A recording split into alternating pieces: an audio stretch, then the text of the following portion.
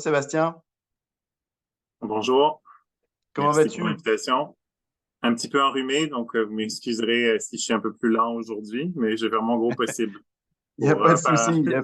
il y a pas de souci. Tu n'es pas le seul, là, je sais qu'il y a pas mal de personnes qui sont grippées, enrhumées, etc. en ce moment. Alors, écoutez, là, voilà, il y a eu un intérêt là pour ce sujet. Moi, c'est un sujet qui me tient à cœur parce que là encore, on travaille sur notre positionnement stratégique chez Propulsion RH et un des éléments qu'on a dit, c'est que on voulait être en mesure comme acteur RH, d'avoir un impact maximal sur les organisations et notamment sur le secteur des affaires.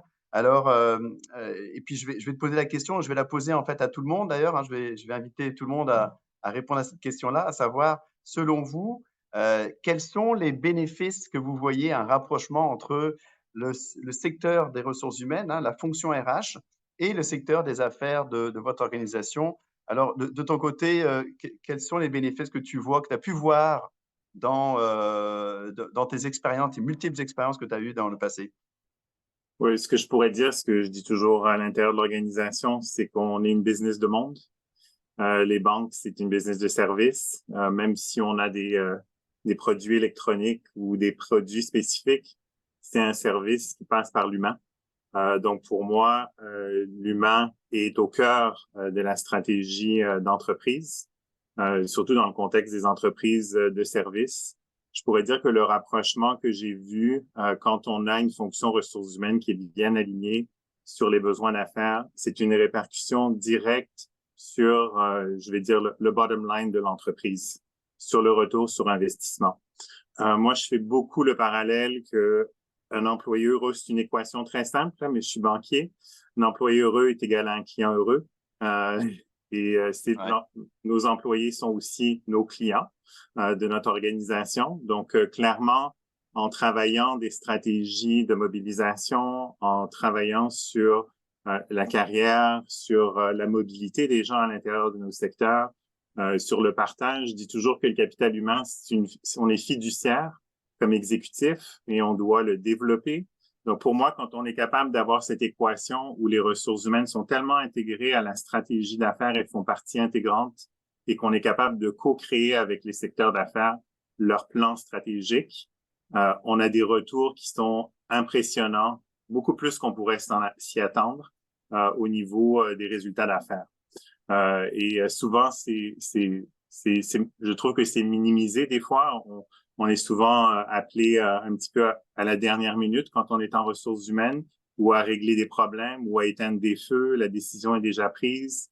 On n'était pas à la table de discussion. Mais quand on est capable de créer et de gagner cette place à cette table de discussion, les bénéfices sont grandement amplifiés, autant pour l'employé dans sa satisfaction que pour nos clients qui sont satisfaits de faire affaire avec des employés qui sont satisfaits de travailler pour l'organisation et fiers de travailler pour l'organisation pour laquelle ils travaillent.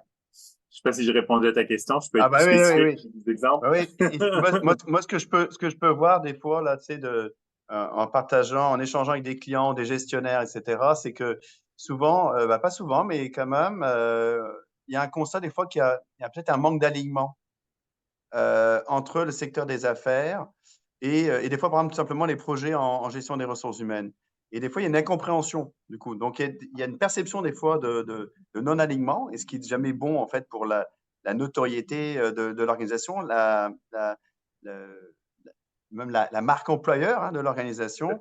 Et ça a des répercussions. On va regarder les résultats de ce qui nous a été partagé. Donc, en fait, voilà, je peux pas, alors, je sais pas si je peux les partager, mais en tout cas, les personnes disent s'assurer que notre service est un service de proximité. Ça, j'aime ça aussi. Hein, ça prouve on est proche du terrain aussi. Une meilleure connaissance des besoins du client. Euh, Ça, c'est aussi un constat. Je ne sais pas si toi, tu l'as vu des fois aussi, que des fois, il y a des projets qui sont lancés, mettons en gestion de et qui ne répondent pas à un besoin immédiat. Clairement. Hein, on connaît la fameuse image que la gestion des ressources humaines, des fois, bah, c'est un peu du pelletage de nuages, parce que, etc. Ça peut être Ouais. l'incompréhension, mais des fois aussi, c'est parce qu'il il y a cette impression-là que finalement, ça ne répond pas à des besoins immédiats là-dessus. Donc, Non, ça, je le vois souvent. Je te laisse finir. ah non, vas-y, vas-y. Non, mais je pense que le mésalignement vient du fait que on ne parle pas le même langage. Il y a une traduction à faire. Euh, j'ai vécu des deux côtés. Hein. J'ai vécu du côté affaires, du côté ressources humaines. Donc, du côté affaires, souvent, j'ai entendu dire, tu sais, les ressources humaines sont pas terre à terre, c'est pas tape-chaise. On parle du développement organisationnel, on parle, mais ça veut rien dire un leader d'affaires. Ça ne veut absolument rien dire. Donc, il faut vraiment avoir un rôle de traduire ça. Donc, ne pas essayer de traduire l'expertise. Je la comprends, l'expertise en ressources humaines. Je comprends les différentes fonctions qui existent en ressources humaines aujourd'hui parce que j'ai fait le tour en ressources humaines. Je comprends la nécessité d'avoir des pratiques et de faire évoluer ces pratiques. Par contre, quand on présente un projet d'affaires ou qu'on présente une stratégie ressources humaines, faut pas mettre la pratique de l'avant. Faut mettre la solution aux besoins, qui répond aux besoins d'affaires. Donc, il faut être beaucoup en mode questionnement avec le leader d'affaires pour être en mesure de cerner c'est quoi qui t'empêche de dormir le soir en termes de ressources humaines. Puis après, moi, je vais te traduire une solution en ressources humaines qui vient de pratique en ressources humaines, mais j'ai pas besoin de t'expliquer la pratique. Parce que sinon, c'est là où moi, je trouve qu'on a souvent perdu les secteurs d'affaires. C'est qu'on parle de concepts qui sont tout à fait légitimes. Mais il n'a pas le temps, le leader d'affaires. Lui, c'est trouve-moi une chaise. Là. Tu sais, faut que tu trouves la réponse rapidement. J'ai besoin d'une solution. Je veux pas forcément savoir toute la pratique qui est en arrière. Elle est nécessaire, la pratique, mais je suis pas sûr que dans notre façon d'influencer ou de vouloir convaincre un secteur d'affaires d'une solution, qu'il faut mettre la pratique de l'avant. Ouais. C'est intéressant là-dessus. Puis, euh, et les questions qui étaient posées, c'était par exemple à savoir comment on peut briser les silos, comment on peut initier, tu sais, parce qu'on le sait très bien, il y a des organisations, ça fait des années des fois, hein, qu'il y a eu ce silo-là. Et de changer ça, c'est pas facile. Là. Donc, tu sais, par où, tu as des exemples là, d'initiatives ou d'approches là, et si, mettons, on veut commencer à briser ces silos-là, comment on peut faire? Ben, tout d'abord, je pense que en termes d'équipe de ressources humaines, c'est toujours ce que j'ai dit à mon équipe.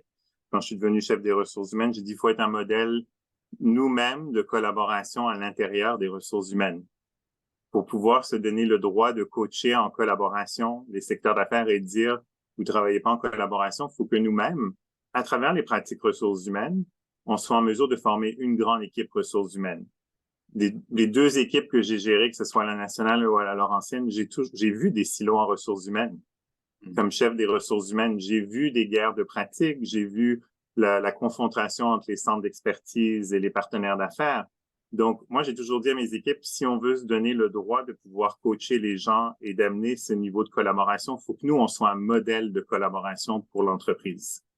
Donc, ce que j'ai fait d'abord avec les équipes au niveau du poste que j'occupais jusqu'à très récemment au niveau de la Laurentienne, c'était de dire comment on crée une grande équipe, un RH, une équipe RH, comment on travaille mieux en collaboration ensemble. Donc, on a commencé à travailler avec les partenaires d'affaires et créer des squads de travail, des escouades de travail et travailler, utiliser la méthodologie agile pour que on crée des équipes multidisciplinaires autour d'un problème RH qu'on avait à régler. J'invente rien, hein, ça a déjà été inventé, c'est moi qui ai inventé ça, là.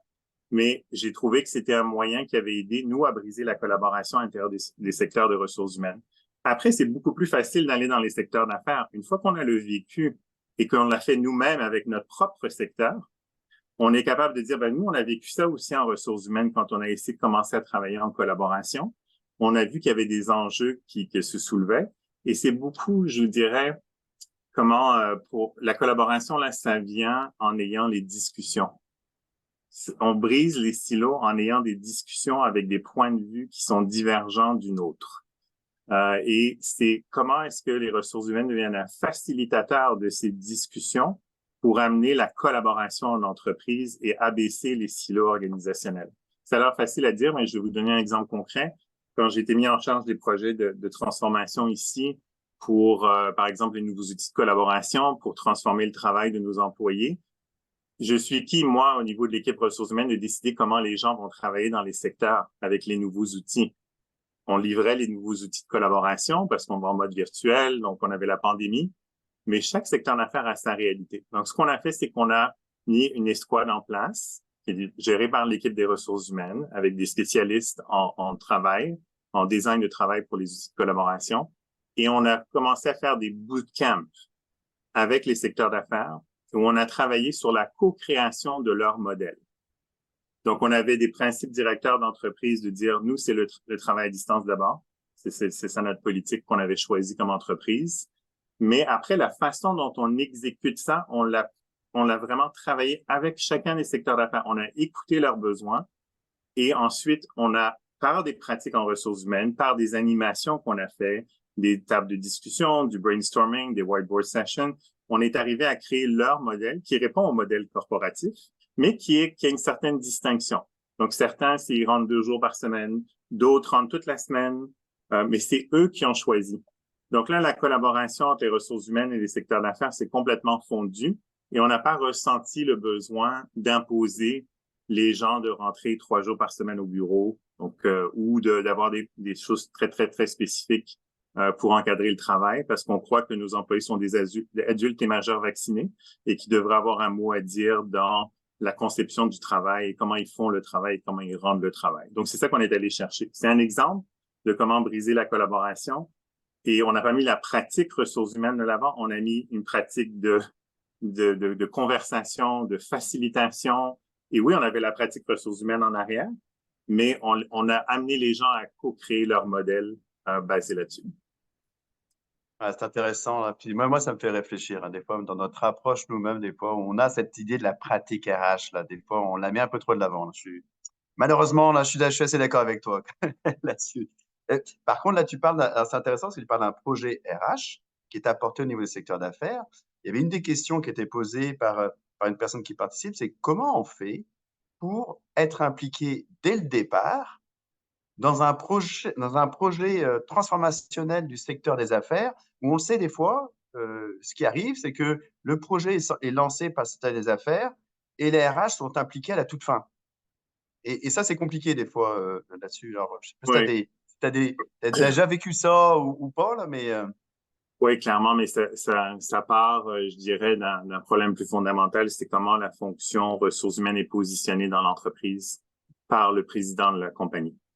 Ça fait toute la différence. Donc, clairement, quand il y a un PDG qui croit aux ressources humaines comme une fonction stratégique de l'entreprise, qui est au comité de direction, ça nous donne la chance de pouvoir être présent en amont dans les décisions d'affaires.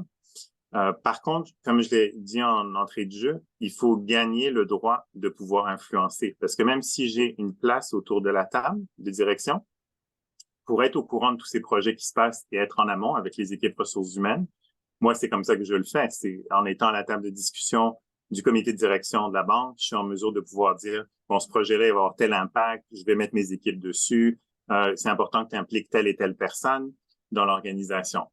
Je suis très conscient que c'est pas ça partout dans toutes les entreprises.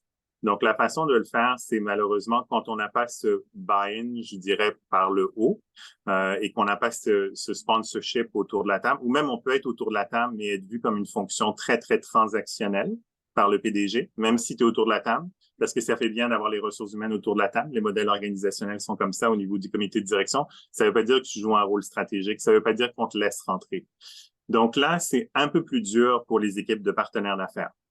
Ça devient sur leurs épaules c'est pour ça qu'il faut créer ces escouades, parce qu'ils doivent aller convaincre et essayer de rentrer et de demander de faire partie du comité de direction. Mais pour avoir gagné ce droit-là, il faut beaucoup s'intéresser au secteur d'affaires et il faut un peu devenir partie prenante du secteur d'affaires pour être en mesure de s'imprégner de leur réalité. Parce que si on arrive, comme je disais, avec des concepts ressources humaines, ça marchera pas. Ils vont pas nous ouvrir la porte. Surtout si c'est pas en plus dédouané par en haut, puis que le rôle ressources humaines est vu comme très transactionnel. Fais-moi telle embauche, fais-moi ci, fais-moi ça. Eh ben, c'est là où c'est beaucoup plus difficile. Donc là, moi, ça m'est arrivé au début de ma carrière quand je suis devenu vice-président ressources humaines. J'étais en charge de l'équipe de partenaires d'affaires et j'avais été embauché spécifiquement parce que je venais des secteurs d'affaires et qu'on voulait rapprocher les secteurs d'affaires des ressources humaines et surtout les partenaires d'affaires. Donc, ce qu'on a fait, c'est qu'on a formé les partenaires d'affaires pendant 1 an sur comment faire un plan stratégique. comment monter un business case, comment lire des états financiers. Je sais qu'on le fait là, tout le monde a fait des études universitaires, mais là, on l'avait vraiment appliqué au niveau d'affaires. Et on avait aussi invité l'économiste en chef pour expliquer les grandes tendances de chacun des secteurs, pour que les partenaires d'affaires deviennent tellement imbriqués de leur secteur d'affaires et d'avoir une connaissance où ils pouvaient amener dans la discussion stratégique du plan d'affaires, s'ils étaient invités à la table, évidemment, pouvaient commencer à faire « Ah, mon Dieu, le gars ressources humaines est en train de parler de finance. Oui, il est en train de parler de comment est-ce que je pourrais améliorer mon efficacité, comment je pourrais coûter moins cher. » Et ces leviers-là permettent aussi de pouvoir, quand c'est pas par en haut, qu'on n'a pas cette crédibilité qui est donnée, ben il faut malheureusement y aller ou heureusement y aller par petits pas puis essayer d'aller convaincre le secteur d'affaires et parler un autre langage. Donc moi, ce que je disais toujours aux partenaires d'affaires, parce que c'était très difficile au début, ils leur ouvraient pas plus la porte. Mais moi, je forçais un peu, je les aidais, ils rentraient et après, c'est le type de questions qu'ils posaient qui venait faire réfléchir le secteur d'affaires et qui disait, OK, toi, OK, je vais t'inviter finalement à ma table de discussion. Juste en posant des questions clés, des questions puissantes, des questions plus de coaching, ça amenait le leader à voir, OK, oui, tu vas avoir une valeur à ma table, donc je vais t'amener dans les discussions plus stratégiques. Intéressant. Puis, alors, tu m'as donné un bon, Oui, une bonne en bon français. transition, hein, une bonne transition, parce que j'avais une question à savoir, tu sais, que je pose à tout le monde, c'est est-ce que votre département RH, selon vous, de manière ou d'une autre, il participe aux réunions stratégiques du secteur des affaires de votre organisation? Est-ce que c'est toujours, souvent, régulièrement, rarement, jamais? C'est sûr que on peut imaginer que si on n'est pas là, alors je pense que tu dis, des fois on est là, mais peut-être pas pour les bonnes raisons, là, ça peut être plus transactionnel ou juste pour l'image, mais à tout du moins, déjà, si on est là, au moins on est au courant, on est informé, et si on voit qu'il y a un projet transformationnel qui est en cours, ben, au moins on le sait, puis on peut de manière proactive se proposer en disant, écoutez, certainement que je peux vous aider là-dedans. Là. Mais moi, ce que je vois dans les résultats, là, je peux les partager. C'est que, regardez, là, en fait, c'est toujours, oui, certaines personnes, mais il y a certains quand même, rarement, régulièrement, c'est ça, c'est pas automatique, en fait, d'être là. Puis, c'est souvent une question qui était posée, c'est souvent ce qu'on dit aussi, c'est ah oui, mais il faut être présent sur le terrain. Il faut être présent sur le terrain, là, c'est que les RH doivent sortir de leur bureau et puis doivent être capables d'aller sur le terrain, aller, c'est souvent des fois il y a différentes installations, etc. C'est pas toujours facile, là, tu sais, il y a des défis, là, je peux imaginer, là, tu sais, on parle de télétravail, on parle des fois de distance, comment on peut faire ça, là? Ben, je pense que j'ai beaucoup aimé aussi un commentaire qui est sorti, c'est il faut établir sa crédibilité, c'est exactement ça. Ouais. En ressources humaines, le rôle d'interventionniste, là, ça vient de nous, là, ça vient de chaque individu de bâtir sa crédibilité, de bâtir ses compétences d'affaires, parler le même langage que le secteur d'affaires, s'adapter. Donc, je trouvais que ça m'avait beaucoup marqué dans le commentaire que j'ai lu. Sinon, au niveau de comment est-ce qu'on peut être présent sur le terrain, je trouve que en même temps, tout ce qui vient avec le négatif et le positif du travail à distance, ça a permis de rapprocher quand même et de permettre, moi, mes équipes ressources humaines, ça leur a permis de pouvoir avoir des connexions. On fait des town halls, on invite, on fait des lunch and learn. Et là, il y a beaucoup de gens, comme on fait la conférence aujourd'hui, il y a beaucoup de gens qui seraient pas venus ou on n'aurait pas pu avoir le même impact. On n'est pas une grosse équipe en ressources humaines. Souvent, dans les entreprises, on représente un faible pourcentage, hein, même pas 5% de la force de l'entreprise. Donc, clairement, on n'est pas beaucoup pour tout le nombre de personnes qu'on doit représenter, qu'on doit écouter. C'est clair que les sondages de mobilisation nous aident. Moi, pas tant les résultats du sondage de mobilisation que les commentaires que je reçois. C'est beaucoup plus ça qui m'intéresse que la cote. Et ensuite, c'est de trouver des façons, avec la technologie maintenant, d'être présent sans être présent, en créant des événements virtuels, en créant des forums, des lunch and learn comme on a fait. Ça a beaucoup fonctionné. Puis j'ai vu qu'on a été capable de créer une certaine communauté, nous. On a des outils technologiques, je suis sûr que tout le monde a, là, des Yammer de ce monde, où on fait des posts, on invite les gens. On a commercialisé beaucoup plus comment venir vers les ressources humaines aussi en créant des événements. Vous avez de la difficulté à coacher un employé en difficulté, on va avoir un séminaire à telle heure, à telle date, il y a 200 personnes qui se loguent là. On vient rejoindre avec la technologie. Aujourd'hui, on est capable d'être présent sans être présent. Ouais. Ouais, donc physiquement dans les lieux du travail pour ouais, on gagner peut le coup rejoindre de... plus de monde aussi. Moi, j'ai quand même fait un constat qui est que malheureusement, des fois dans les organisations, que ce soit les gestionnaires ou les employés, ne connaissent pas l'offre de service des RH, la capacité. Je prends un exemple, souvent, quelque chose qui est méconnu, c'est la capacité d'être capable d'agir sur le climat de travail. Exemple tout simple, hein, c'est là-dessus. Mais souvent, on est davantage appelé pour éteindre des feux, tu l'as nommé en tout début de notre conversation, plus que pour arriver intervenir de manière proactive sur des éléments qui sont essentiels. Clairement. Non, je le vois aussi. Je pense que avec les outils qu'on a aujourd'hui, on est capable de faire aussi une partie de la fonction des ressources humaines, un peu de marketing, que je dirais, Ouais, c'est de ça. notre offre de service. Ça nous permet de faire ça aujourd'hui beaucoup plus que quand moi j'ai commencé ma carrière en ressources humaines il y a plus de 15 ans. On n'avait pas tous ces outils-là qui pouvaient permettre de rejoindre, où on avait de la facilité à créer facilement du contenu pour pouvoir le propager. Je pense qu'aujourd'hui, il y a une plus grande facilité de le faire. Il faut l'utiliser, il faut le marketer. Moi, je dis toujours que l'expérience employée, on doit copier les pratiques qu'on fait pour l'expérience client. On doit avoir de la segmentation de nos employés, on doit avoir du data employé qui est hors pair. Il y a des fondations qui nous permettent après de faire un meilleur rôle en ressources humaines, d'avoir plus d'impact, de rejoindre plus de monde. Donc, je dirais que moi, on a eu la chance de changer le système technologique ERP à la Banque nationale. C'était sous ma responsabilité. Et on est allé créer avec SuccessFactors une nouvelle base de données. Et on a commencé à piloter en ressources humaines ce qu'on allait piloter du côté affaires. Donc, créer des data scientists pour aller regarder au niveau des clients. On fait des analyses clients pour voir leur comportement. Mais on a fait la même chose au niveau de l'équipe de ressources humaines. On a embauché un des premiers data scientists que la banque avait jamais embauché. Et on a créé, aujourd'hui, c'est une équipe de data qui a 15-20 personnes qui sont capables de faire de l'analyse prédictive, de savoir cette succursale, elle va perdre tant de personnes parce qu'on a fait des croisements de plusieurs données de nos employés qui disent qu'ils habitent à 5 km de la succursale. Si c'est plus que 5 km, le taux de roulement va augmenter, tu es plus à risque. Donc, ça nous a permis d'avoir des indicateurs importants sur le capital humain de l'organisation et de le traiter comme on traite nos clients avec des parcours, et c'est là où on fait connaître l'offre de services en ressources humaines, c'est par des actions concrètes de dire, ben, je te pousse le next best job offer. Donc, on était rendu là quand moi j'ai quitté. Donc, il y a des belles choses qu'on peut faire aussi pour essayer de se rapprocher, mieux comprendre les besoins des humains.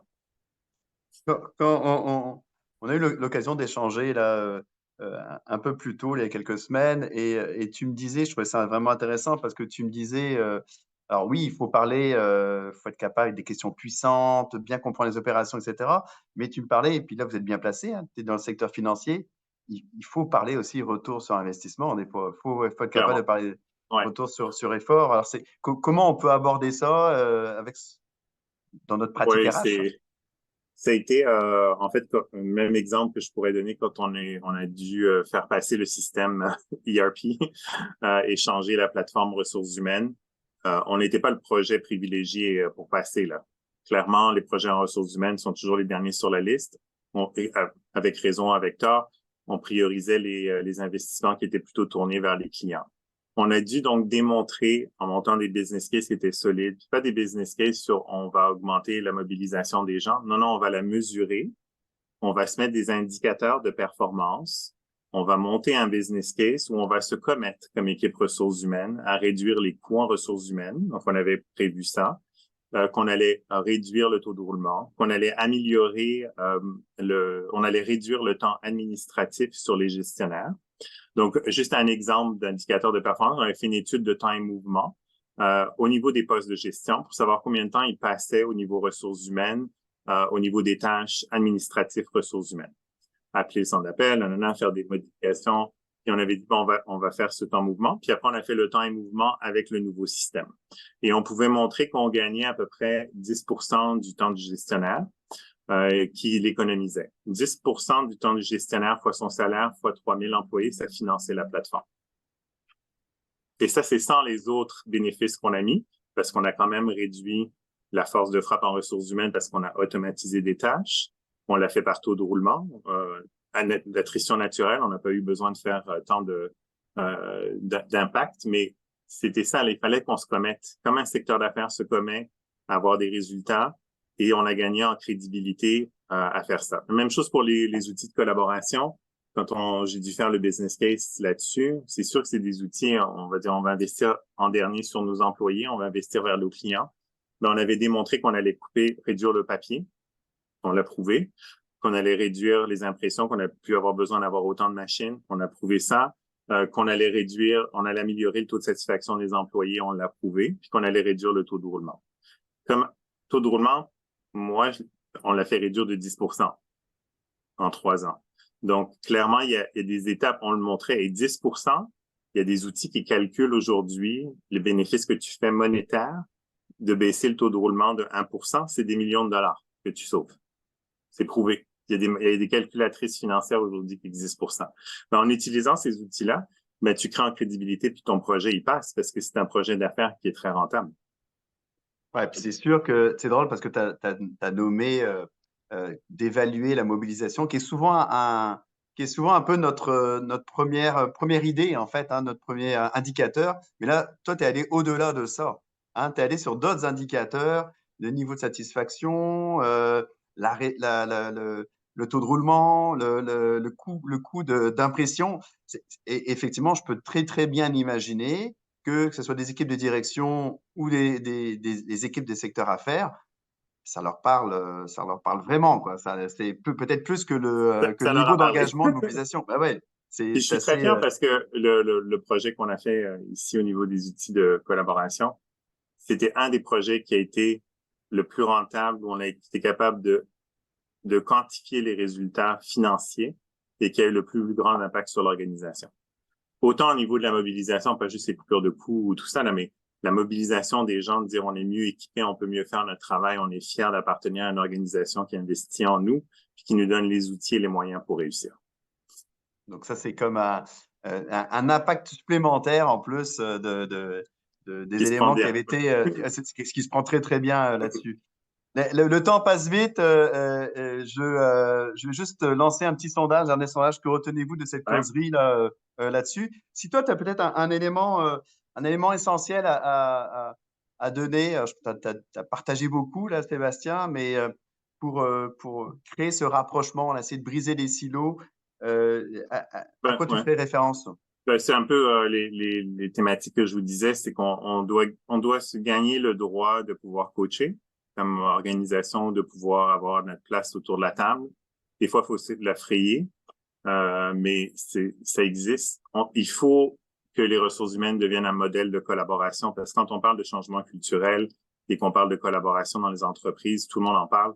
Il faut que ça commence d'abord par soi-même et dans l'équipe ressources humaines de changer nos propres comportements pour être capable après de pouvoir coacher des gens d'affaires à dire, ben nous, on l'a vécu en ressources humaines, on n'était pas meilleurs en collaboration, mais voici comment on s'y est pris, voici comment on a changé nos comportements, voici comment on a fait les choses différemment pour amener la collaboration. En fait, c'est partir de l'autre et non pas partir de soi et poser la question à l'autre, pas avoir la réponse à ce qu'on pense que l'autre va nous dire, parce que souvent, c'est ça qui arrive. Donc, et ne pas mettre l'expertise ressources humaines en avant, c'est mettre l'expertise humaine en avant, l'expertise d'écoute, l'expertise de créer les dialogues et créer les conversations. Et l'expertise ressources humaines, elle va juste venir s'imbriquer naturellement à l'intérieur de ça et ça rend le travail beaucoup plus facile en ressources humaines, malgré que c'est un travail qui est très difficile.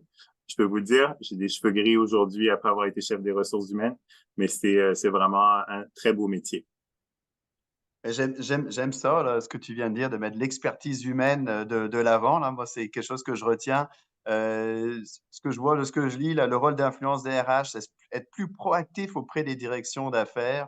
Les RH doivent être partie prenante de la stratégie. Moi, j'aurais eu plein d'autres questions à te poser. Hein. Tu sais, par exemple, des fois, il y a des personnes en RH qui disent oui, j'aimerais ça, mais j'ai peur que ça soit perçu comme de l'ingérence. Là-dessus, donc Mais en fait, c'est de l'ingérence si on pousse un agenda. ouais. Si on part de l'autre et qu'on écoute l'autre et qu'on apporte des solutions, c'est jamais de l'ingérence. Mais il faut que l'autre sente, que le secteur d'affaires sente qu'on parle de ses besoins et non pas de mon agenda je pense que j'ai trouvé la solution parce que je suis l'expert ressources humaines. Puis c'est vrai de toutes les pratiques, là. C'est vrai des pratiques de finance, c'est vrai des pratiques d'avocat. Tout le monde arrive avec son expertise parce qu'on pense que c'est ça la carte. Non, c'est pas ça la carte. La carte, c'est l'humain. C'est comment est-ce que je suis capable d'ouvrir le dialogue et montrer ma crédibilité et mon impact en ayant un dialogue et en amenant des solutions à l'intérieur du dialogue, sans amener la solution en amont, mais co-créer avec le secteur d'affaires. Ah non, c'est vraiment très intéressant. Un grand merci, Sébastien, pour ceux qui...